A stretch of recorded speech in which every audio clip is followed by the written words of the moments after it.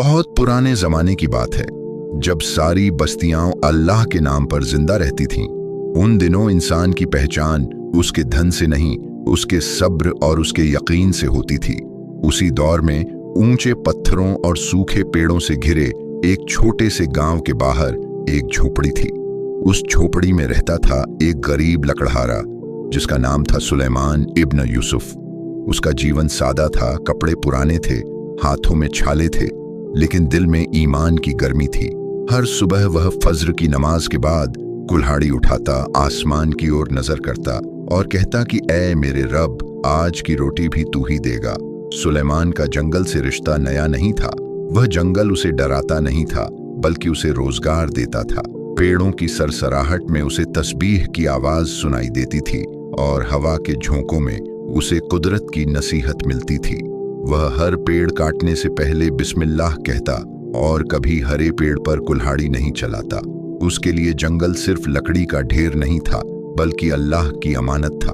मगर उस दिन जंगल की हवा कुछ और ही कहानी सुना रही थी। उस सुबह सूरज देर से निकला था और आसमान पर हल्का सा उदासी का साया था। सुलेमान अपनी झोपड़ी से निकला तो उसके दिल में एक अजीब बेचैनी थी। जेब खाली थी, घर में आटा खत्म होने को था और कई दिन से लकड़ी का सही दाम नहीं मिला था। फिर भी उसने शिकवा नहीं किया। वह जानता था कि सब्र करने वालों के साथ अल्लाह होता है। जंगल की पगडंडी पर चलते हुए उसने देखा कि दूर झाड़ियों के पास कुछ हिल रहा है। पहले तो उसने ध्यान नहीं दिया, लेकिन फिर एक कराहने जैसी आवाज उसके कानों तक पहुंची। वह रुक गया। जंगल में कराहना अक्सर मौत की निशानी होती थी। सुलेमान ने धीरे धीरे कदम बढ़ाए। झाड़ियों के पास पहुंचा तो जो उसने देखा उससे उसका दिल कांप उठा। वहां एक बड़ा भेड़िया पड़ा था। उसकी सांसें टूटी फूटी थीं, आंखों में डर और थकान थी और उसके शरीर पर गहरे जख्म थे। साफ लग रहा था कि वह भेड़िया अपने आखिरी वक्त गिन रहा है। आम आदमी होता तो डर कर पीछे हट जाता, क्योंकि भेड़िया जंगल का खूंखार जानवर माना जाता था। लेकिन सुलेमान की नजर में उस वक्त वह सिर्फ अल्लाह की एक मखलूका था जो दर्द में थी। सुलेमान के दिल में जंग शुरू हो गई। एक आवाज कह रही थी कि यह भेड़िया खतरनाक है, इससे दूर रहो। दूसरी आवाज कह रही थी कि रहमत और दया ईमान का हिस्सा है। उसने अपने दिल पर हाथ रखा और बुदबुदाया कि ऐ अल्लाह, अगर तू चाहता है कि मैं इसकी मदद करूं तो मेरे दिल से डर निकाल दे। जैसे ही उसने यह दुआ की, उसके दिल की घबराहट कम हो गई। वह भेड़िए के पास बैठ गया। भेड़िए ने कमजोर आंखों से उसकी ओर देखा, मगर उसमें हमला करने की ताकत नहीं थी। सुलेमान ने अपनी पानी की मश्क खोली और थोड़ा सा पानी भेड़िए के मुंह के पास रखा। भेड़िए ने मुश्किल से जीभ हिलाई और पानी चाटने लगा। वह नजारा ऐसा था कि सुलेमान की आंखें भर आईं। उसने सोचा कि इंसान कितनी आसानी से ताकत के घमंड में कमजोरों को कुचल देता है, और यहाँ जंगल का यह शेर कहलाने वाला जानवर भी आज बेबस पड़ा है। उसने अपने फटे कपड़े का एक टुकड़ा लिया और भेड़िए के जख्म पर बांध दिया, हालांकि वह जानता था कि इससे शायद जान न बचे। सुलेमान देर तक वहीं बैठा रहा। उसे काम पर जाना था, लकड़ी काटनी थी, वरना घर में चूल्हा नहीं जलता। मगर वह उठ नहीं पाया।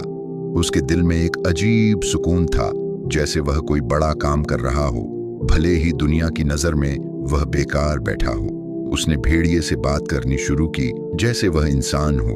उसने कहा कि ऐ अल्लाह की मखलूका, अगर तेरी उम्र यहीं तक है तो मैं गवाह हूं कि तू तड़पता हुआ अकेला नहीं मरा। यह कहते हुए उसकी आवाज भारी हो गई। कुछ देर बाद भेड़िए की सांसें और धीमी हो गईं। उसकी आंखें आसमान की ओर टिक गईं। सुलेमान ने महसूस किया कि वक्त अब ज्यादा नहीं बचा। उसने दिल ही दिल में कहा कि ऐ रब, तू सबका मालिक है, चाहे तो इसे बचा ले, चाहे तो अपने पास बुला ले। इसी पल भेड़िए ने आखिरी बार अपनी आंखें सुलेमान की ओर घुमाई। उस नजर में न डर था न हिंसा, बस एक अजीब सी शांति थी। फिर उसकी सांस रुक गई। सुलेमान कुछ पल तक वहीं बैठा रहा, जैसे पत्थर बन गया हो। उसके सामने मौत पड़ी थी और उसके दिल में सवाल उठ रहा था कि उसने आज क्या कमाया और क्या खोया। उसने लकड़ी नहीं काटी, पैसे नहीं कमाए, मगर उसने दया दिखाई थी। उसने भेड़िए के शरीर को ध्यान से देखा और उसे ऐसे ही छोड़ देना उसे ठीक नहीं लगा। उसने पास की जमीन थोड़ी खोदी और भेड़िए को वहां सलीके से सुला दिया। यह कोई रस्म नहीं थी, बस एक इंसानियत थी जो उसके ईमान से निकली थी। जब सुलेमान वापस गांव की ओर चला तो सूरज अब पूरी तरह निकल आया था। उसकी जेब अब भी खाली थी, मगर उसका दिल भारी नहीं था।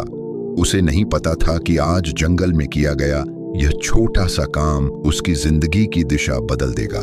वह नहीं जानता था कि मरते हुए भेड़िए का यह किस्सा आसमान में लिखा जा चुका है। उसे बस इतना यकीन था कि जो कुछ भी अल्लाह के लिए किया जाता है वह कभी जाया नहीं जाता।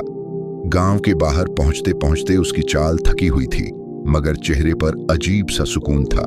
झोपड़ी का दरवाजा खोलते हुए उसने आसमान की ओर देखा और कहा कि ऐ मेरे रब, मैं गरीब हूं मगर तू अमीर है, मेरे हाथ खाली हैं मगर तेरे खजाने भरे हैं।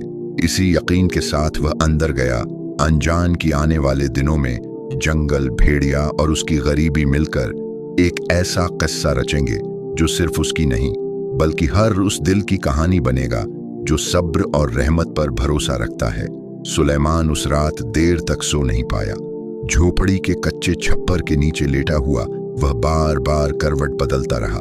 उसकी आंखें बंद होती तो जंगल का वही मंजर सामने आ जाता, मरता हुआ भेड़िया, उसकी थकी हुई आंखें और वह अजीब सी शांति जो आखिरी पल में उसके चेहरे पर उतर आई थी। सुलेमान खुद से पूछ रहा था कि क्या उसने सही किया। गरीबी में हर पल की मेहनत की कीमत होती है और उसने पूरा दिन एक जानवर के पास बैठकर घमवा दिया था, मगर दिल के किसी कोने से एक आवाज आती थी कि दया कभी घाटे का सौदा नहीं होती। अगली सुबह जब वह उठा तो झोपड़ी में आटा लगभग खत्म हो चुका था। उसकी बीवी ज़ैनब ने चूल्हे के पास बैठी हुई उसे देखा और बिना कुछ कहे उसकी आंखों की तरफ देखा। उन आंखों में शिकायत नहीं थी, बस एक सादा सा सवाल था कि आज का इंतजाम कैसे होगा। सुलेमान ने सिर झुका लिया। उसने झूठ नहीं बोला, न ही किसी से मदद मांगने की बात की। उसने बस इतना कहा कि अल्लाह बड़ा करीम है। ज़ैनब ने कुछ नहीं कहा, मगर उसके हाथ रुक गए, जैसे वह भी किसी फैसले का इंतजार कर रही हो। सुलेमान कुल्हाड़ी उठाकर फिर जंगल की ओर चल पड़ा। उस दिन उसके कदम भारी थे। हर पेड़ उसे देखता हुआ सा लग रहा था, हर रास्ता जैसे कुछ कहना चाहता हो। जब वह उस जगह के पास पहुंचा जहां भेड़िया मरा था तो उसका दिल तेजी से धड़कने लगा। उसने सोचा कि शायद जानवरों ने जमीन खोद दी होगी या कोई निशान बाकी न होगा, मगर जब उसने देखा तो जमीन बिल्कुल वैसी ही थी जैसी उसने छोड़ी थी, जैसे जंगल ने खुद उस जगह की हिफाजत की हो। सुलेमान ने वहां कुछ देर दुआ की और आगे बढ़ गया। आज उसे ज्यादा लकड़ी काटनी थी क्योंकि हालात सख्त थे, मगर अजीब बात यह थी कि आज कुल्हाड़ी हर वार में आसानी से चल रही थी। जो पेड़ कल सख्त लगते थे आज जैसे खुद झुक रहे हों। सूरज सिर पर चढ़ आया और उसकी गठरी पहले से कहीं ज्यादा भारी हो चुकी थी। सुलेमान को खुद हैरानी हो रही थी, मगर उसने इसे भी अल्लाह की तरफ से समझा और दिल में शुक्र अदा किया। जब वह लकड़ी लेकर बाजार पहुंचा तो वहां कुछ अलग ही माहौल था। गांव के लोग आपस में धीमी आवाज में बातें कर रहे थे। किसी की नजर उसके चेहरे पर थी, किसी की उसकी लकड़ी पर। तभी गांव का सबसे अमीर सौदागर हारिस इब्न रशीद उसके पास आया। वह वही आदमी था जो हमेशा सुलेमान को कम दाम देता था और उसकी मजबूरी का फायदा उठाता था, मगर आज उसके चेहरे पर सख्ती नहीं थी बल्कि एक अजीब सी गंभीरता थी। हारिस ने पूछा कि सुलेमान, क्या तू कल जंगल के अंदर गहरी तरफ गया था? सुलेमान चौंक गया। उसने सच कहा कि हाँ, गया था। हारिस ने चारों तरफ देखा और धीरे से कहा कि आज सुबह हमारे चरवाहों ने जंगल के उस हिस्से में कुछ अजीब देखा है। उन्होंने कहा कि रात भर वहां रोशनी सी थी और किसी ने जैसे जमीन पर निशान बनाए हों। सुलेमान का दिल धक से रह गया। उसने कुछ नहीं कहा क्योंकि उसे खुद समझ नहीं आ रहा था कि यह सब क्या है। हारिस ने बिना मोलभाव किए लकड़ी की पूरी कीमत अदा कर दी, बल्कि कुछ ज्यादा ही दे दी। यह देखकर सुलेमान और भी हैरान हुआ। जब उसने पैसे हाथ में लिए तो उसकी उंगलियां कांप गईं। यह वही आदमी था जो कल तक उसे दबाकर रखता था और आज उसके सामने झुका हुआ सा था। सुलेमान ने दिल ही दिल में कहा कि ए रब, यह तेरी ही चाल है, मैं तो सिर्फ अमानतदार हूँ। गांव लौटते वक्त रास्ते में उसे एक बूढ़ा फकीर मिला। उसके कपड़े फटे थे मगर आंखों में अजीब सी चमक थी। फकीर ने सुलेमान को रोका और कहा कि ए लकड़हारे, तूने जंगल में जो किया वह सिर्फ जंगल ने नहीं देखा, आसमान ने भी देखा है। सुलेमान सन्न रह गया। उसने पूछा कि आप क्या कह रहे हैं? फकीर मुस्कुराया और बोला कि हर मरने वाली जान बेकार नहीं जाती, कुछ जानें दूसरों की किस्मत बदलने आती हैं। यह कहकर फकीर आगे बढ़ गया और सुलेमान वहीं खड़ा रह गया। उसके हाथ में पैसे थे। घर में आज चूल्हा जलेगा, मगर उसके दिल में अब एक और आग जल चुकी थी। उसे एहसास होने लगा था कि मरते हुए भेड़िए का किस्सा सिर्फ जंगल तक सीमित नहीं रहेगा। यह किस्सा अब उसकी जिंदगी के हर मोड़ पर उसके सामने आएगा, कभी इम्तिहान बनकर, कभी रहमत बनकर। जब वह घर पहुंचा और ज़ैनब के हाथ में पैसे रखे तो पहली बार उसकी आंखों में सुकून उतरा। ज़ैनब ने कुछ नहीं पूछा, बस आसमान की तरफ देखा और शुक्र अदा किया। सुलेमान चुपचाप बैठ गया, मगर उसके दिल में अब सवाल नहीं थे, सिर्फ इंतजार था। इंतजार इस बात का कि अल्लाह इस किस्से को आगे कैसे लिखेगा। उसे नहीं पता था कि आने वाले दिनों में वही जंगल, वही जगह और वही मरता हुआ भेड़िया एक ऐसे राज का दरवाजा खोलेंगे जो न सिर्फ उसकी गरीबी बल्कि पूरे गांव की सोच को बदल देगा। सुलेमान की जिंदगी में उस दिन के बाद जैसे वक्त की चाल बदल गई थी। बाहर से देखने वाला यही समझता कि वही गरीब लकड़हारा है, वही कच्ची झोपड़ी, वही पुरानी कुल्हाड़ी, वही फटे कपड़े, मगर भीतर कुछ और ही घट रहा था। उसके दिल में अब सुकून के साथ साथ एक बोझ भी था, ऐसा बोझ जो इंसान को बड़ा बना देता है। वह बोझ जिम्मेदारी का था, एहसास का था कि अल्लाह ने उसे किसी वजह से उस मरते हुए भेड़िए के पास पहुंचाया था।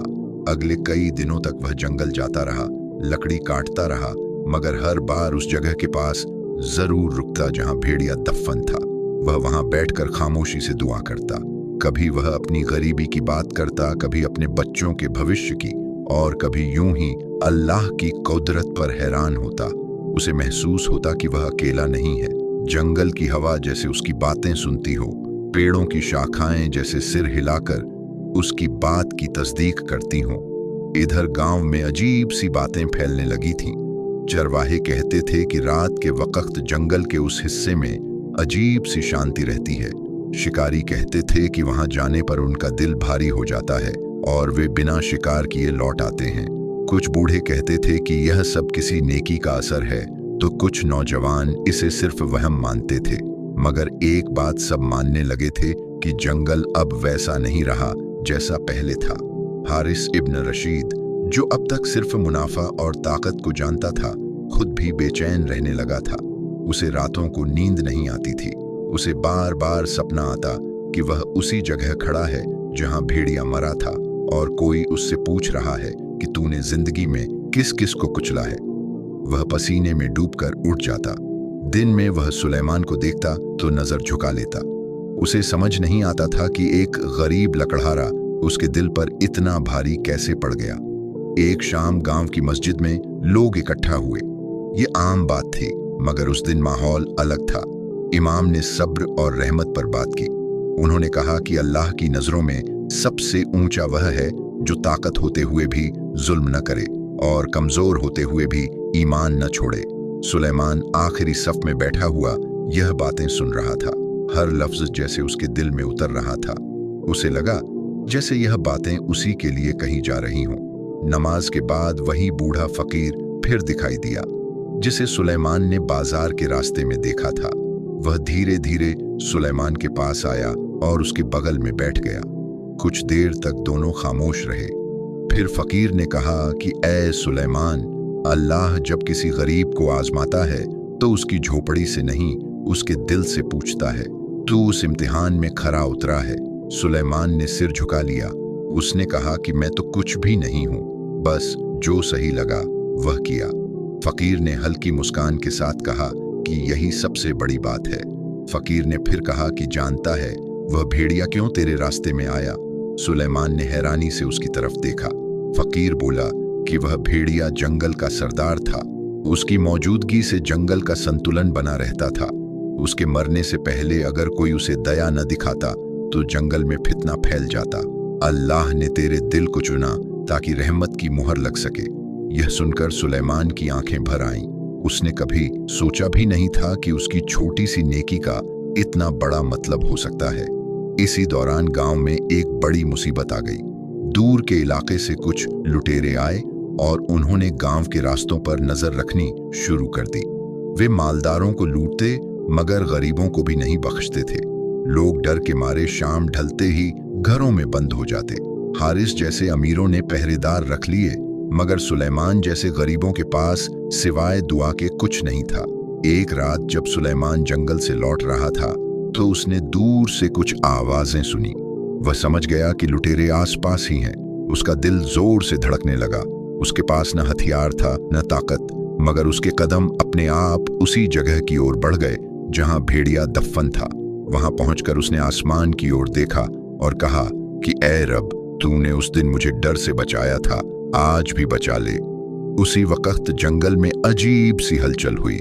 पेड़ों की शाखाएं तेजी से हिलने लगीं और दूर से भेड़ियों की आवाजें गूंजने लगीं। लुटेरे घबरा गए। उन्होंने सोचा कि जंगल उन पर टूट पड़ा है। अंधेरे में उन्हें हर तरफ से आंखें चमकती हुई दिखीं। उन्होंने बिना देर किए अपने रास्ते बदल लिए और गांव की तरफ आने की हिम्मत नहीं की। अगले दिन जब यह बात फैली तो लोग हैरान रह गए। किसी ने कहा कि यह जंगल की ताकत है, किसी ने कहा कि यह अल्लाह की मदद है, मगर सुलेमान चुप रहा। वह जानता था कि दुआ जब सच्चे दिल से निकले तो कुदरत भी साथ देती है। इस घटना के बाद गांव वालों की नजरें बदलने लगीं। लोग सुलेमान की इज्जत करने लगे। जो कल तक उसे मामूली समझते थे आज उसकी बात ध्यान से सुनते थे।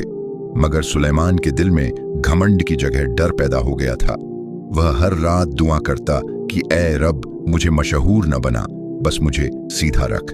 वह जानता था कि शोहरत भी एक इम्तिहान है। एक दिन गांव के काजी ने सुलेमान को बुलाया। उसने उससे जंगल के बारे में, भेड़िए के बारे में और उस रात की घटना के बारे में पूछा। सुलेमान ने सच सच सब बता दिया। काजी ने गहरी सांस ली और कहा कि यह किस्सा सिर्फ जंगल का नहीं, इंसानों का भी है। जब रहमत जिंदा रहती है तो फतना हार जाता है। उन्होंने सुलेमान से कहा कि वह गांव के नौजवानों को जंगल के कायदे सिखाए ताकि वे कुदरत की कद्र करना सीखें। सुलेमान के लिए यह नया बोझ था। वह खुद को इसके लायक नहीं समझता था, मगर उसने इनकार नहीं किया। उसने सोचा कि शायद यही वह रास्ता है जिस पर अल्लाह उसे चलाना चाहता है। उसने नौजवानों को इकट्ठा किया और उन्हें बताया कि पेड़ काटने से पहले क्या सोचना चाहिए, जानवरों को कैसे देखना चाहिए और ताकत का इस्तेमाल कब और कैसे करना चाहिए। वह उन्हें भेड़िए का किस्सा नहीं सुनाता था, मगर उसकी हर बात में उस किस्से की खुशबू होती थी। इधर हारिस इब्न रशीद का दिल भी बदलने लगा था। उसने पहली बार अपने गोदाम खोले और गरीबों में अनाज बंटवाया। लोग हैरान थे। जब किसी ने उससे वजह पूछी तो उसने कहा कि मैंने एक गरीब लकड़हारे से सीखा है कि असली अमीरी क्या होती है। यह बात जब सुलेमान तक पहुंची तो उसने सिर झुका लिया और अल्लाह का शुक्र अदा किया। मगर कहानी यहीं खत्म नहीं होनी थी। जंगल के भीतर अब भी कुछ ऐसा था जो सामने आना बाकी था। कुछ शिकारी कहते थे कि उन्होंने उसी जगह के पास एक नए भेड़िए को देखा है जो किसी को नुकसान नहीं पहुंचाता। वह बस दूर से देखता है और चला जाता है। बूढ़े कहते थे कि यह उस पुराने भेड़िए की नस्ल है जिसे रहमत मिली थी। सुलेमान यह सब सुनकर खामोश रहता, मगर उसके दिल में एक अजीब सी गर्मी फैल जाती। एक रात उसने सपना देखा। उसने देखा कि वही भेड़िया उसके सामने खड़ा है, मगर जख्मी नहीं बल्कि मजबूत और रोशन। उसने कुछ नहीं कहा, बस सुलेमान की तरफ देखा और फिर जंगल में गुम हो गया। सुलेमान की आंख खुल गई। उसका दिल तेजी से धड़क रहा था, मगर डर नहीं था। उसे लगा कि यह सपना नहीं, एक इशारा है। सुबह उसने ज़ैनब से कहा कि अब उसकी जिंदगी सिर्फ लकड़ी काटने तक सीमित नहीं रहेगी। ज़ैनब ने उसकी तरफ देखा और कहा कि जब से तुमने उस जान को अकेला नहीं छोड़ा, तब से अल्लाह ने हमें भी अकेला नहीं छोड़ा। यह सुनकर सुलेमान की आंखों से आंसू बह निकले। उसे एहसास हुआ कि असली दौलत घर के भीतर है, बाहर नहीं। इस तरह मरते हुए भेड़िए का किस्सा अब एक नई शक्ल ले चुका था। यह किस्सा डर का नहीं, भरोसे का बन चुका था। यह किस्सा गरीबी का नहीं, रहमत का बन चुका था। और सुलेमान, जो खुद को सबसे छोटा समझता था, अब उस कहानी का हिस्सा बन चुका था जिसे आने वाले जमाने याद रखेंगे, बिना उसके नाम के मगर उसकी नेकी के साथ। सुलेमान यह समझ चुका था कि अल्लाह किसी को ऊंचा करने के लिए उसे पहले झुका देता है और किसी को अमीर करने के लिए उसे पहले गरीबों के पास भेज देता है। जंगल अब उसके लिए सिर्फ रोजी का जरिया नहीं था, बल्कि एक अमानत थी, एक इम्तिहान था और एक दुआ था जो हर रोज जिंदा रहती थी। समय अपनी चाल से चलता रहा, मगर सुलेमान की जिंदगी अब पहले जैसी नहीं रही थी। बाहर से देखने वाले को लगता कि वही लकड़हारा है, वही जंगल, वही कुल्हाड़ी, मगर भीतर एक नई दुनिया बस चुकी थी। उसके दिल में अब हर काम से पहले एक सवाल उठता कि क्या यह काम रहमत के करीब है या जुल्म के। यही सवाल उसे आम इंसानों से अलग करने लगा था। जंगल में अब एक अजीब सा संतुलन था।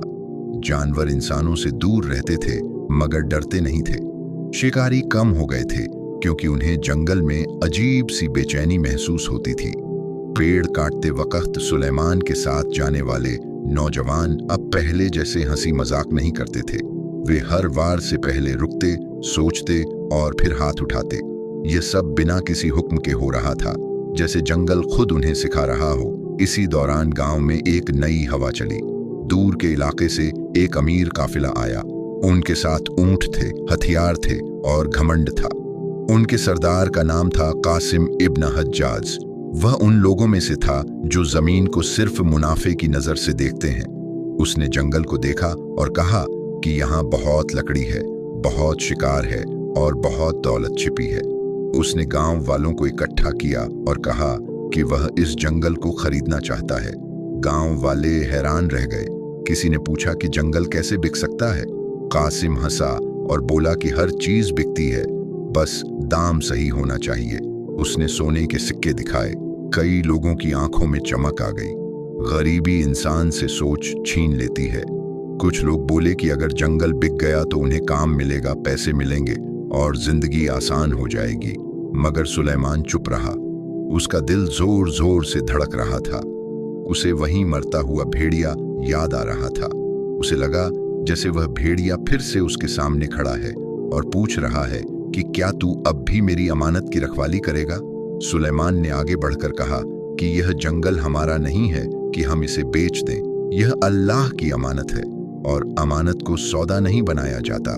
कासिम ने पहली बार सुलेमान को ध्यान से देखा। उसे यकीन नहीं हुआ कि यह साधारण कपड़ों वाला आदमी उसके सामने खड़ा होकर इस तरह बात कर रहा है। उसने सख्त आवाज में कहा कि तू कौन होता है रोकने वाला। सुलेमान ने कहा कि मैं कोई नहीं हूं, मगर यह जंगल किसी एक का नहीं है। यहाँ हर जान का हक है। कासिम हंसा और बोला कि जानवरों का हक सोने से बड़ा नहीं होता। गांव में दो राय बन गईं। कुछ लोग सुलेमान के साथ थे, कुछ कासिम के। काजी ने कहा कि इस पर सोच विचार होगा। कासिम ने कहा कि वह 3 दिन देगा, फिर फैसला चाहिए। उसने जाते जाते कहा कि जो मेरे साथ होगा वह अमीर होगा और जो खिलाफ होगा वह पछताएगा। उन 3 दिनों में गांव की रातें लंबी हो गईं। हर घर में बहस थी। सुलेमान की झोपड़ी में भी खामोशी नहीं थी। ज़ैनब ने कहा कि अगर जंगल बिक गया तो शायद उन्हें भी कुछ मिलेगा, बच्चों का भविष्य सुधर जाएगा। सुलेमान ने पहली बार महसूस किया कि इम्तिहान सिर्फ बाहर से नहीं आता, घर के भीतर से भी आता है। उसने ज़ैनब से कहा कि अगर हम आज अपनी रोटी के लिए अमानत बेच देंगे तो कल बच्चों को क्या सिखाएंगे। उस रात सुलेमान जंगल गया। वह उसी जगह पहुंचा जहां भेड़िया दफन था। उसने जमीन पर बैठकर रोते हुए कहा कि ऐ रब, मैं कमजोर हूं, मेरी जुबान कमजोर है, मेरे पास ताकत नहीं है। अगर यह जंगल बचना है तो तू ही कोई रास्ता दिखा। हवा तेज चलने लगी। पेड़ों की सरसराहट तेज हो गई। सुलेमान को लगा जैसे जंगल कराह रहा हो। अगले दिन गांव में अजीब घटनाएं होने लगीं। कासिम के ऊंट बिना वजह डरने लगे। उनके घोड़े जंगल की तरफ मुंह करने से इनकार करने लगे। रात को उनके पहरेदारों को आवाजें सुनाई देती, जैसे कोई दूर से उन्हें चेतावनी दे रहा हो। कासिम ने इसे वहम कहा, मगर उसके दिल में भी डर उतरने लगा था। तीसरे दिन फैसला होना था। कासिम पूरे ठाठ से आया। गांव वाले जमा हुए। काजी ने पूछा कि आखिरी बात क्या है। सुलेमान आगे आया। उसने कहा कि जंगल अगर काटा गया तो सिर्फ पेड़ नहीं गिरेंगे, इंसानों का सब्र भी टूटेगा। अगर आज हम लालच चुनेंगे तो कल डर हमारा पीछा करेगा। उसने किसी को धमकाया नहीं, बस सच कहा। कासिम ने गुस्से में कहा कि अगर जंगल नहीं बिका तो वह जोर से ले लेगा। यह सुनते ही अचानक आसमान में बादल घिर आए। तेज हवा चली। जंगल से एक साथ भेड़ियों की आवाज गूंज उठी। यह आवाज ऐसी थी कि सबके रोंगटे खड़े हो गए। कासिम के सिपाही पीछे हट गए। खुद कासिम का चेहरा पीला पड़ गया। उसी पल गांव के सबसे बूढ़े आदमी ने कहा कि यह जंगल की चेतावनी है। यह वही जंगल है जिसने पहले भी हमें बचाया है। अगर हमने इसे बेचा तो हम खुद को बेच देंगे। धीरे धीरे लोग सुलेमान के पीछे खड़े हो गए। कासिम ने देखा कि अब उसके साथ कोई नहीं है। वह गुस्से में लौट गया, मगर जाते जाते बोला कि यह बात यहीं खत्म नहीं होगी। सुलेमान जानता था कि यह सच है। यह इम्तिहान अभी बाकी है। उस रात गांव में कोई सो नहीं पाया, मगर सुलेमान के दिल में एक अजीब सुकून था। उसने महसूस किया कि आज उसने सिर्फ जंगल नहीं बचाया, अपने ईमान की हिफाजत भी की है। वह जानता था कि मुश्किलें आएंगी, मगर अब उसे डर नहीं था। भेड़िए का किस्सा अब पूरी तरह बदल चुका था। यह सिर्फ एक मरती हुई जान की कहानी नहीं रही थी। यह कहानी बन चुकी थी उस इंसान की जो गरीब होते हुए भी अमानतदार रहा। जंगल अब एक मैदान बन चुका था जहां इंसान और लालच आमने सामने खड़े थे। अब दूसरी बात जो सुलेमान समझ चुका था कि सबसे बड़ी जंग तलवार से नहीं, नीयत से लड़ी जाती है, और जो इस जंग में रहमत को चुनता है वही असली फतह पाता है। कासिम इब्न हज्जाज गांव से तो चला गया, मगर उसकी परछाई वहीं रह गई। जैसे किसी तूफान के जाने के बाद हवा देर तक कांपती रहती है, वैसे ही गांव के दिल कांप रहे थे। लोग बाहर से भले ही सुलेमान के साथ खड़े दिखते थे, मगर भीतर डर अब भी जिंदा था। हर कोई जानता था कि कासिम सिर्फ सौदागर नहीं था, वह ताकत का आदमी था, और ताकत हार को आसानी से नहीं मानती। सुलेमान यह सब समझता था। वह जानता था कि असली इम्तिहान अब शुरू होगा। जंगल बच गया था, मगर दिलों की हिफाजत अभी बाकी थी। वह हर सुबह पहले से ज्यादा सादगी से उठता, पहले से ज्यादा देर तक दुआ करता। उसे लगता था कि जितना बड़ा बोझ है उतना ही झुकना जरूरी है। कुछ ही दिनों बाद खबर आई कि कासिम ने पास के शहर में डेरा डाल लिया है। उसके लोग बाजारों में घूम रहे हैं, बातें कर रहे हैं, और धीरे धीरे गांव के लोगों को अपने फायदे गिना रहे हैं। वे कहते कि अगर जंगल बिक जाता तो सड़क बन जाती, कुएं बन जाते, कारोबार बढ़ जाता। कुछ नौजवानों के दिल डगमगाने लगे। गरीबी इंसान के सब्र को सबसे पहले तोड़ती है। एक शाम कुछ नौजवान सुलेमान के पास आए। उन्होंने कहा कि हम आपकी बात समझते हैं, मगर पेट भी तो समझता है। सुलेमान ने उन्हें पास बिठाया। उसने डांटा नहीं, उसने कहा कि मैं भी गरीब हूं, मेरी झोपड़ी देख लो, मेरे हाथ देख लो, मगर अगर हम हर मुश्किल में अमानत बेच देंगे तो एक दिन खुद बिक जाएंगे। उसने उनसे पूछा कि क्या तुमने कभी सोचा है कि यह जंगल अगर चला गया तो हम क्या रह जाएंगे? नौजवान खामोश हो गए, मगर उनके दिल पूरी तरह नहीं माने। उसी रात सुलेमान ने फिर सपना देखा। उसने देखा कि वही भेड़िया फिर सामने है, मगर इस बार वह अकेला नहीं है। उसके पीछे बहुत से भेड़िए हैं, बच्चे भी, बूढ़े भी। वे सब चुपचाप खड़े हैं, जैसे किसी फैसले का इंतजार कर रहे हों। भेड़िया आगे बढ़ता है और जमीन पर अपना पंजा रख देता है। सुलेमान की आंख खुल जाती है। उसका दिल तेज धड़क रहा था। वह समझ गया कि यह सिर्फ जंगल का मामला नहीं रहा, यह नस्लों का मामला है, आने वाले वक्त का मामला है। सुबह होते ही एक और खबर आई। कासिम के आदमियों ने गांव के बाहर के रास्ते पर कब्जा कर लिया है। अब लकड़ी और सामान शहर ले जाना मुश्किल हो गया था। यह खुला दबाव था। गांव में हलचल मच गई। लोग बोले कि अगर रास्ते बंद हो गए तो भूख आएगी। कुछ ने सुलेमान की तरफ देखना शुरू किया, जैसे वह इस सब का जिम्मेदार हो। सुलेमान को यह नजरें चुभीं, मगर उसने जवाब नहीं दिया। वह जानता था कि यह भी इम्तिहान है। उस दिन उसने जंगल जाना छोड़ दिया और गांव में ही रहा। वह घर घर गया।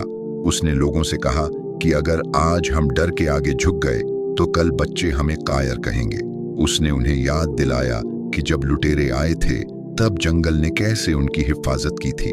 कुछ दिल पिघले, कुछ अब भी सख्त रहे। ज़ैनब भी डर गई थी। उसने कहा कि अगर कासिम ने नुकसान पहुंचाया तो क्या होगा। सुलेमान ने पहली बार अपनी कमजोरी जाहिर की। उसने कहा कि मुझे भी डर लगता है, मगर डर से बड़ा मेरा रब है। अगर हम सच पर रहें और फिर भी हार जाए तो ये हार नहीं होगी। ये बात ज़ैनब के दिल में उतर गई। उसने कहा कि फिर मैं भी डर के आगे नहीं झुकूंगी। इसी बीच कासिम ने आखिरी चाल चली। उसने गांव के कुछ कमजोर लोगों को पैसे दिए और उनसे कहा कि वे सुलेमान के खिलाफ बोलें। मस्जिद के बाहर बहस होने लगी। कुछ बोले कि सुलेमान खुद कुछ नहीं खोता, सब हम खो रहे हैं। ये बात सुलेमान तक पहुंची, मगर वह मस्जिद नहीं गया। वह जानता था कि शोर में सच दब जाता है। उस रात वह फिर जंगल गया। इस बार वह रोया नहीं। उसने बस कहा कि ए अल्लाह, अगर मैं गलत हूं तो मुझे हटा दे, और अगर यह रास्ता सही है तो इसे आसान कर दे। उसी वक्त उसे याद आया कि फकीर ने क्या कहा था कि रहमत जिंदा रहे तो फितना हार जाता है। अगले दिन कुछ ऐसा हुआ जिसकी किसी को उम्मीद नहीं थी। शहर से कासिम के खिलाफ हुक्म आया। पता चला कि उसने और भी इलाकों में जमीन हड़पी थी, लोगों पर जुल्म किया था। उसके कुछ साझेदार पकड़े गए थे। उसके काफिले में फूट पड़ गई। जिन लोगों को उसने पैसे दिए थे वे डर कर पीछे हटने लगे। कासिम खुद गांव की तरफ आया। इस बार उसका चेहरा बदला हुआ था। वह अकेला था, बिना ठाठ के। वह सुलेमान की झोपड़ी के सामने रुका। सुलेमान बाहर आया। दोनों आमने सामने खड़े थे। कासिम ने भारी आवाज में कहा कि तू जीत गया। सुलेमान ने कहा कि मैं नहीं, सच जीता है। कासिम ने पहली बार सिर झुकाया। उसने कहा कि मैंने जंगल को सोने से तौला और तूने उसे अमानत से। शायद यही फर्क है। उसने कहा कि वह अब यहां से चला जाएगा। जाते जाते उसने पूछा कि क्या तू मुझसे नफरत करता है। सुलेमान ने कहा कि नफरत का बोझ मैं नहीं उठाता। अगर तू बदलना चाहे तो रास्ता खुला है। कासिम चला गया। इस बार सच में गांव में सुकून लौटा, मगर यह सुकून आसान नहीं था। यह सब्र से पैदा हुआ था। लोगों ने सुलेमान से माफी मांगी। उसने किसी को शर्मिंदा नहीं किया। उसने कहा कि डर इंसान को अंधा कर देता है और अंधे से गलती हो जाती है। अब गांव में सुलेमान की बात को हुक्म नहीं, नसीहत समझा जाने लगा। वह नेता नहीं बना, मगर राह दिखाने वाला बन गया। उसने कभी खुद को ऊंचा नहीं किया। वह अब भी लकड़ी काटता था, मगर कम। उसका ज्यादा वक्त लोगों के बीच जाता था। जंगल अब पहले से ज्यादा हरा लगने लगा था। जानवर बेखौफ थे। लोग कहते कि यह उस भेड़िए की दुआ है जो मरते वक्त अकेला नहीं था। सुलेमान यह सुनकर बस मुस्कुरा देता। कासिम के जाने के बाद गांव में सुकून तो आया, मगर सुलेमान के दिल में बेचैनी बढ़ गई। उसे ऐसा लगने लगा जैसे तूफान थमा नहीं है, बस अपनी शक्ल बदल रहा है। अब खतरा बाहर से नहीं, भीतर से आने वाला था। जब इंसान को लोग मान देने लगते हैं, तब उसका सबसे बड़ा इम्तिहान शुरू होता है। सुलेमान यह बात जानता था, इसलिए वह हर दिन पहले से ज्यादा खुद को छोटा समझने की कोशिश करता। गांव के लोग अब हर मामले में उसी की तरफ देखने लगे थे। पानी का झगड़ा हो, जमीन का विवाद हो या किसी घर की आपसी अनबन हो, सब कहते कि सुलेमान से पूछो। यह बात उसे डराने लगी। वह सोचता कि कहीं लोग उसे सहारा समझकर अल्लाह को भूल न जाए। वह कई बार मस्जिद में बैठकर दुआ करता कि ऐ रब, लोगों के दिलों को मेरी तरफ न मोड़, अपने पास मोड़। इसी बीच जंगल में एक नई मुसीबत पैदा हुई। दूर पहाड़ों से एक सूखा उतर आया। बारिश रुक गई। नदियां पतली होने लगी। जानवर पानी के लिए भटकने लगे। गांव वालों को डर हुआ कि अगर यह हाल रहा तो अनाज खत्म हो जाएगा। कुछ लोगों ने कहा कि अब जंगल से ज्यादा लकड़ी काटनी चाहिए और बेचकर अनाज जमा करना चाहिए। यह वही सोच थी जिससे सुलेमान डरता था। एक सभा बुलाई गई। लोग बोले कि हालात मजबूरी के हैं, अगर आज नहीं काटेंगे तो कल भूख मार देगी। सुलेमान चुपचाप सुनता रहा। फिर उसने कहा कि मजबूरी इंसान को जल्दी फैसला करने पर मजबूर करती है, मगर हर जल्दी सही नहीं होती। उसने कहा कि अगर हम आज जंगल को कमजोर करेंगे तो सूखे में हमारी आखिरी उम्मीद भी टूट जाएगी। कुछ लोग उसकी बात समझे, कुछ ने कहा कि यह सब आदर्श की बातें हैं। पेट आदर्श नहीं समझता। उसी रात सुलेमान जंगल गया। सूखे पत्तों की चरमराहट में उसे दर्द सुनाई दे रहा था। वह उसी जगह बैठा जहां भेड़िया दफन था। उसने देखा कि पास ही एक छोटा सा पानी का गड्ढा सूखने के करीब है। जानवरों के पंजों के निशान चारों तरफ थे। उसे लगा जैसे जंगल उससे कुछ मांग रहा हो। उसने दिल में फैसला किया कि अगर कुर्बानी देनी है तो वह खुद से शुरू करेगा। अगले दिन उसने गांव वालों को बताया कि वह कुछ दिनों तक लकड़ी नहीं काटेगा, न बेचेगा। उसने कहा कि जो थोड़ी बहुत लकड़ी उसके पास जमा है उसे वह बेचकर अनाज लाएगा और गरीबों में बांटेगा। लोग हैरान रह गए। यह उसकी इकलौती कमाई थी। ज़ैनब ने भी उसे देखा। उसकी आंखों में सवाल थे, मगर उसने रोका नहीं। उसने बस कहा कि अगर यह रास्ता है तो अल्लाह आसान करेगा। सुलेमान ने अपनी जमा पूंजी निकाल दी। उसने अनाज खरीदा और सबसे पहले उन घरों में बांटा जहां बच्चे भूखे थे। यह देखकर कुछ लोगों का दिल पसीज गया। कुछ बोले कि यह बेवकूफी है, कुछ बोले कि यही असली समझदारी है। सुलेमान ने किसी को जवाब नहीं दिया। वह जानता था कि नेकी का शोर नहीं होना चाहिए। सूखा बढ़ता गया, हालात सख्त होते गए। एक दिन गांव के बाहर से खबर आई कि पास के इलाकों में लोग जंगल लूट रहे हैं, पेड़ काटे जा रहे हैं, जानवर मारे जा रहे हैं। डर फैल गया कि कहीं वही लोग यहां ना आ जाएं।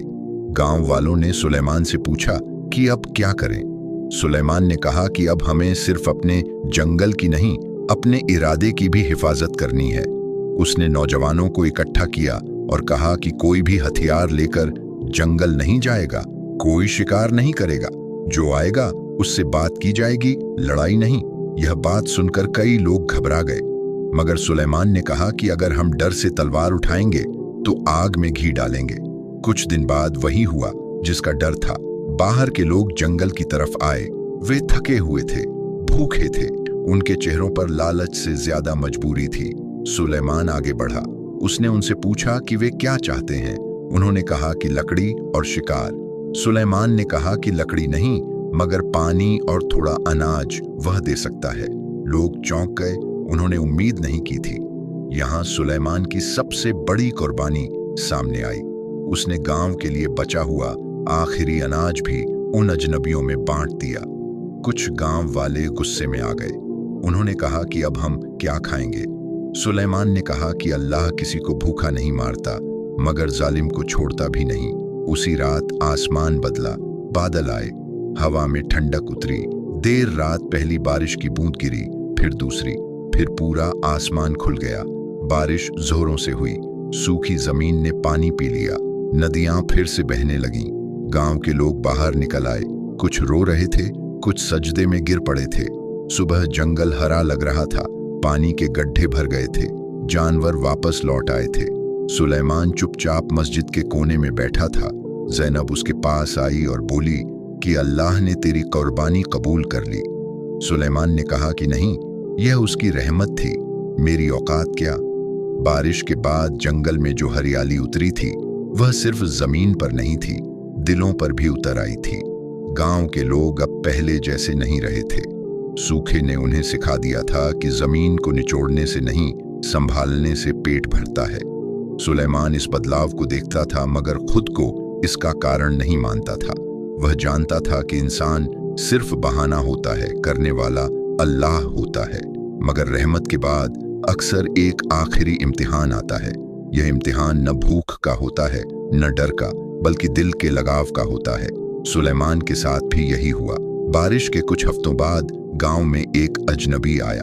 वह घोड़े पर सवार था, कपड़े साफ थे, बोलचाल में तहजीब थी। उसने खुद को शहर के बड़े काजी का दूत बताया। उसने कहा कि शहर में सुलेमान का नाम पहुंचा है और काजी साहब चाहते हैं कि वह शहर आकर लोगों को जंगल और अमानत के बारे में सिखाए।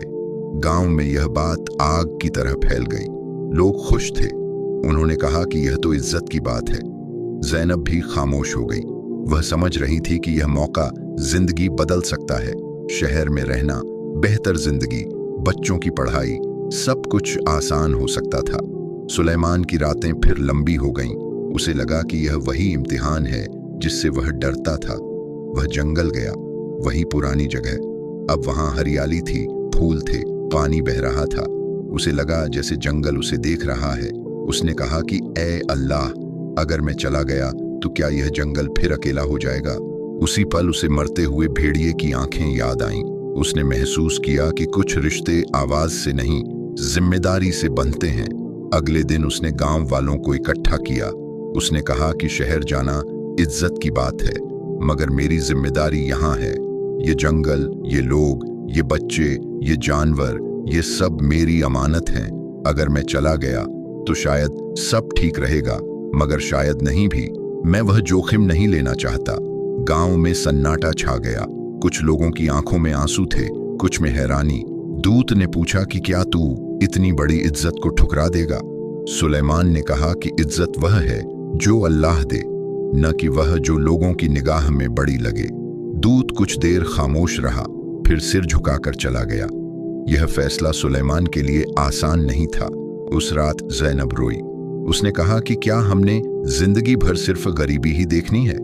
सुलेमान ने पहली बार उसे गले लगाया और कहा कि गरीबी वह नहीं जो जेब में हो, गरीबी वह है जो दिल में हो। अगर अल्लाह चाहता तो मुझे शहर भेज देता, मगर उसने मेरे दिल को यहाँ बांध रखा है।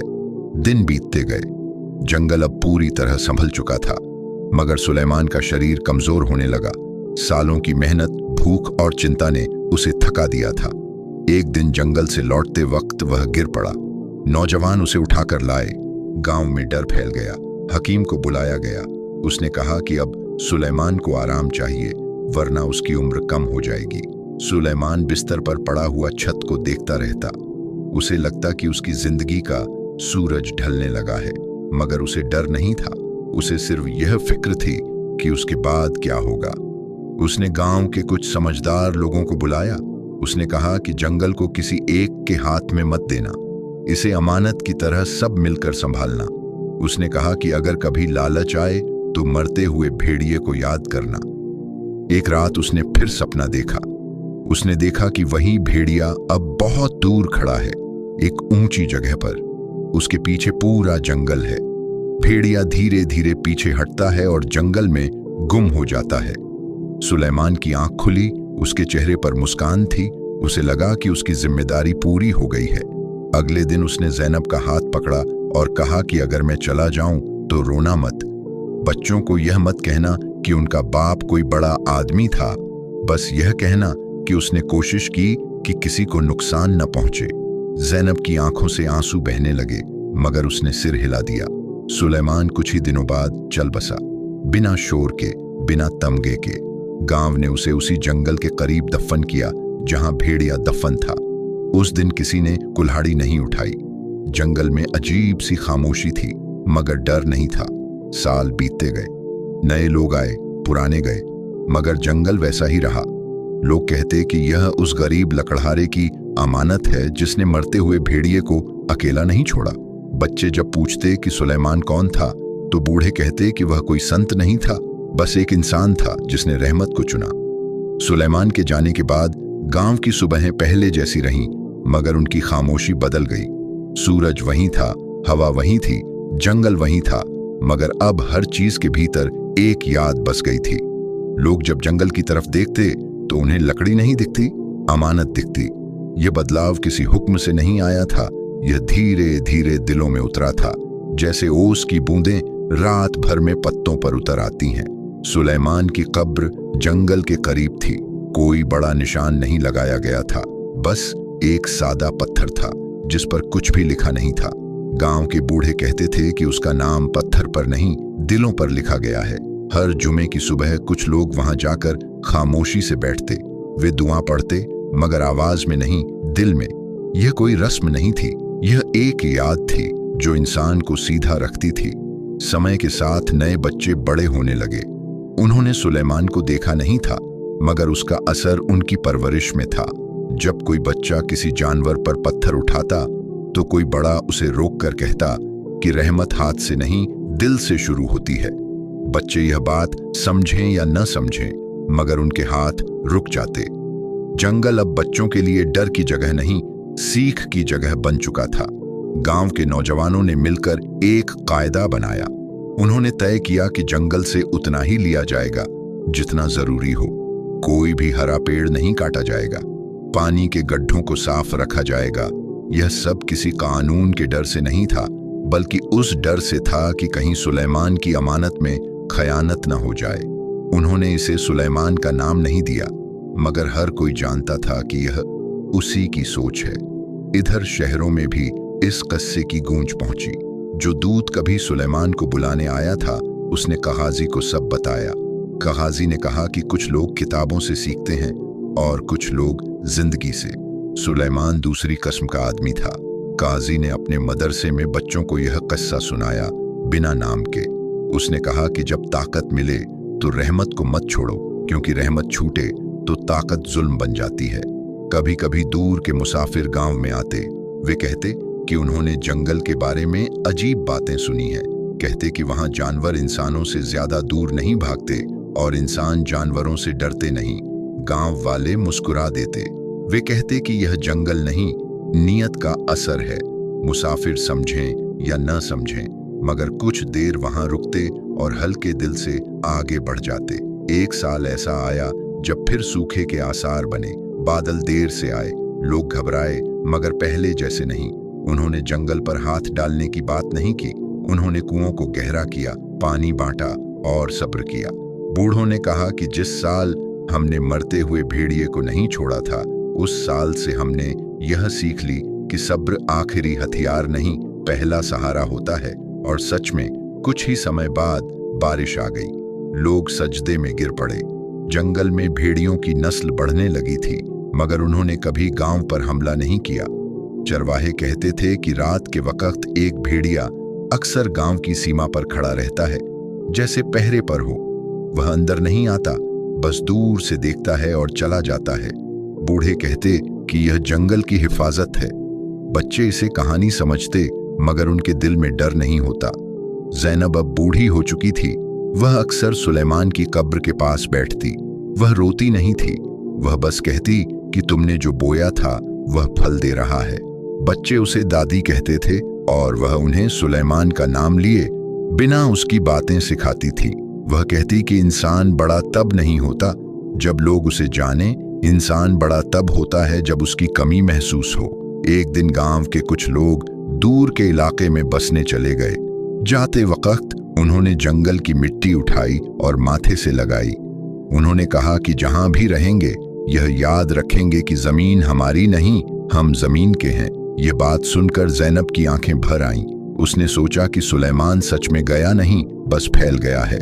समय आगे बढ़ा और सुलेमान की कहानी गांव की सरहदों से बाहर निकल गई। यह किसी किताब में नहीं लिखी गई थी, न किसी ने इसे सजाकर सुनाया था। यह कहानी लोगों की जुबान पर ऐसे चढ़ी जैसे सच्ची बातें चढ़ती हैं, बिना जोर लगाए। मुसाफिर इसे रास्तों पर सुनाते, चरवाहे इसे पहाड़ों में दोहराते और मदरसों में उस्ताद इसे मिसाल बनाकर कहते कि जब ईमान जिंदा हो तो वह जंगलों को भी इंसाफ सिखा देता है। दूर के एक इलाके में जहां जमीन बंजर थी और लोग सख्त दिल हो चुके थे, यह किस्सा पहुंचा। वहां के लोग जंगलों को सिर्फ लकड़ी समझते थे और जानवरों को नुकसान। जब उन्होंने सुना कि कहीं एक गांव है जहां इंसान ने जानवर पर रहमत की और अल्लाह ने पूरे इलाके पर रहमत उतार दी, तो कुछ हंसे, कुछ चुप हो गए। मगर कहानी ने उनके दिल में एक सवाल छोड़ दिया, और सवाल कभी बेकार नहीं जाते। उसी इलाके में एक नौजवान था जिसका नाम था फरीद इब्न हसन। वह शिकारी था और उसकी पहचान उसके तीरों से थी। उसने यह किस्सा सुना और पहली बार उसके हाथ कांपे। उसे याद आया कि कैसे उसने एक बार एक घायल हिरण को तड़पते छोड़ दिया था। उस रात उसे नींद नहीं आई। अगली सुबह वह शिकार पर गया, मगर तीर नहीं चलाया। वह बस देखता रहा। यह बदलाव छोटा था मगर असली था। इधर सुलेमान के गांव में एक और इम्तिहान आया। कुछ दूर के सरदारों ने सुना कि यह जंगल सुरक्षित है और उन्होंने इसे अपने कब्जे में लेने की योजना बनाई। वे इस बार सौदे से नहीं, ताकत से आने वाले थे। गांव के लोगों को खबर मिली तो डर फैल गया। बहुतों ने कहा कि अब सुलेमान नहीं है, अब कौन खड़ा होगा? यह सवाल सबसे भारी था। गांव के बुजुर्ग मस्जिद में इकट्ठा हुए। उन्होंने कहा कि अगर यह अमानत एक आदमी पर टिकी थी तो हम पहले ही हार चुके थे, मगर अगर यह अमानत सबकी है तो सुलेमान अब भी जिंदा है। यह बात दिलों में उतर गई। लोगों ने तय किया कि वे जंगल की हिफाजत लड़ाई से नहीं, सच्चाई से करेंगे। वे किसी पर पहला वार नहीं करेंगे, मगर झुकेंगे भी नहीं। सरदारों के लोग आए, उन्होंने धमकाया, डराया, लालच दिया, मगर गांव वालों ने एक ही बात कही कि यह जंगल बिकाऊ नहीं है। उन्होंने कहा कि हम गरीब हैं मगर जालिम नहीं बनेंगे। यह सुनकर सरदार हैरान रह गए। उन्हें उम्मीद नहीं थी कि बिना नेता के भी लोग एक आवाज बन सकते हैं। कुछ दिनों तक तनाव रहा, मगर फिर खबर आई कि सरदारों के इलाके में आपसी झगड़े बढ़ गए हैं। उनके लोग एक दूसरे से भिड़ पड़े हैं। उनकी ताकत टूटने लगी। गांव वालों ने यह सब सुना और सजदे में गिर पड़े। उन्होंने समझ लिया कि जब नीयत साफ हो तो दुश्मन खुद अपने बोझ से दब जाता है। उसी दौरान फरीद इब्न हसन अपने इलाके से चलकर इस गांव तक आया। वह सुलेमान की कब्र पर पहुंचा। उसने वहां बैठकर कहा कि मैं तुम्हें नहीं जानता था, मगर तुम्हारी कहानी ने मेरा हाथ रोक दिया। अगर अल्लाह ने चाहा तो मैं भी किसी मरती हुई जान को अकेला नहीं छोड़ूंगा। वह यह कहकर चला गया, मगर अपने साथ यह रास्ता ले गया। धीरे धीरे यह किस्सा बदलने लगा। अब लोग इसे मरते हुए भेड़िए का किस्सा नहीं कहते थे, वे इसे अमानत का किस्सा कहते थे। मदरसों में बच्चों से पूछा जाता कि अगर तुम्हारे सामने कोई कमजोर हो तो तुम क्या करोगे? बच्चे जवाब देते कि हम उसे अकेला नहीं छोड़ेंगे। यह जवाब सुनकर उस्ताद चुप हो जाते, क्योंकि इससे ज्यादा सही जवाब कोई नहीं होता। ज़ैनब का इंतकाल भी इसी साल हुआ। वह खामोशी से चली गई जैसे सुलेमान गया था। गांव ने उसे भी उसी जगह दफन किया। लोगों ने कहा कि यह दो कब्रें नहीं, एक रास्ते के दो पत्थर हैं। अब वहां कोई रोने नहीं जाता था, लोग वहां जाकर खुद को संभालने जाते थे। वक्त अपनी चाल से चलता रहा, मगर कुछ निशान ऐसे थे जिन्हें समय भी मिटा नहीं सका। सुलेमान और ज़ैनब की कब्रें अब पत्थर नहीं रहीं, वे निशान बन गई थीं। वहां कोई फूल नहीं चढ़ाए जाते थे, कोई दिए नहीं जलाए जाते थे। लोग वहां जाकर बस थोड़ी देर खामोश खड़े रहते, जैसे अपनी नीयत को परख रहे हों। यह जगह इबादत की नहीं, हिसाब की जगह बन चुकी थी। सालों बाद उस इलाके में एक बड़ा कहत पड़ा। बारिश रुक गई, खेत सूख गए और लोग डर से फिर उसी मोड़ पर आ खड़े हुए जहां कभी सुलेमान खड़ा था। फर्क बस इतना था कि अब वह अकेला नहीं था। पूरे गांव के दिल उस इम्तिहान से गुजर चुके थे। कुछ लोगों ने सुझाव दिया कि जंगल को काट दिया जाए, जानवरों को भगा दिया जाए, मगर यह बात जुबान से निकलते ही भारी पड़ गई। लोग एक दूसरे का चेहरा देखने लगे, जैसे खुद से शर्मिंदा हों। उस रात मस्जिद में दिया नहीं जला, लोग अंधेरे में बैठे रहे। किसी ने तकरीर नहीं की, किसी ने नारा नहीं लगाया। बस एक बूढ़ा उठा और बोला कि अगर आज हमने अमानत तोड़ी तो सुलेमान की कहानी यहीं दफन हो जाएगी। अगर हमने सब्र किया तो शायद अल्लाह हमें फिर से पहचान ले। यह बात किसी हुक्म जैसी नहीं थी, मगर सब ने मान ली। अगले दिन गांव वालों ने जो किया वह आसान नहीं था। उन्होंने अपने हिस्से का अनाज बांट दिया, उन्होंने जानवरों के लिए पानी रखा, उन्होंने बच्चों को सिखाया कि भूख में भी रहमत मत छोड़ो। यह सब करते वक्त उनकी आंखें भीगी थीं, मगर हाथ साफ थे। उन्हें नहीं पता था कि नतीजा क्या होगा, मगर उन्हें यह जरूर पता था कि रास्ता कौन सा है। कुछ ही दिनों बाद आसमान बदला। बादल आए, मगर तूफान की तरह नहीं। बारिश गिरी, मगर जुल्म की तरह नहीं। जमीन ने पानी को ऐसे पिया जैसे सालों से प्यासा बच्चा दूध पीता है। लोग सजदे में गिर पड़े। किसी ने कहा कि यह इनाम है, किसी ने कहा कि यह रहमत है, मगर सब जानते थे कि यह उस सब्र का जवाब था जो उन्होंने चुना था। इधर फरीद इब्न हसन, जो अब एक बुजुर्ग बन चुका था, अपने बच्चों को यह किस्सा सुनाता था। वह कहता कि मैंने एक ऐसे आदमी को नहीं देखा जिसने मेरी जिंदगी बदल दी। उसने अपने बच्चों से कहा कि अगर कभी ताकत तुम्हारे हाथ में हो तो पहले यह देखना कि सामने वाला कितना कमजोर है। यह बात उसके बच्चों के दिल में उतर गई, जैसे मिट्टी में बीज उतरता है। सालों बाद एक आलिम उस गांव में आया। उसने लोगों से पूछा कि तुमने यह सब कैसे बचाए रखा?